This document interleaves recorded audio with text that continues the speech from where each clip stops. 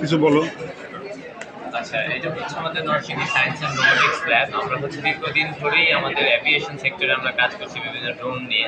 আমরা উপলব্ধি করেছি যে আসলে দেশের জাতীয় নিরাপত্তা এবং জাতীয় প্রয়োজনের জন্য আমাদের আসলে সামরিক সক্ষমতা বৃদ্ধি ছাড়া আর কোনো উপায় নেই।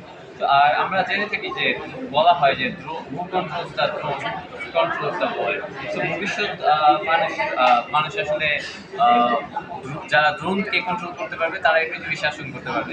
তাই আমরাও হচ্ছে আমাদের নিজস্ব চিন্তা চেতনা থেকে এবং নিজস্ব অর্থায়ন থেকে আমরা নিজেদের একটা ড্রোন স্টার্ট আপ শুরু করেছি।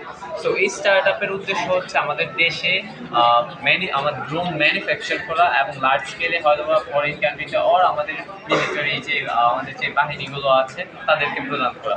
তো এর মধ্যে এর একটা পার্ট হচ্ছে আমাদের এই প্রজেক্টটা, এটা হচ্ছে একটা military grade VTOL drone. So এটা basically what special about it, drone আসলে সবাই বানায়, but it's a VTOL. VTOL হচ্ছে এমন একটা ড্রোন যেটা হচ্ছে vertically take off and landing করতে পারে, অ্যান্ড অলসো আবার প্লেনের মতো গ্লাইডও করতে পারে। So what's the main point here?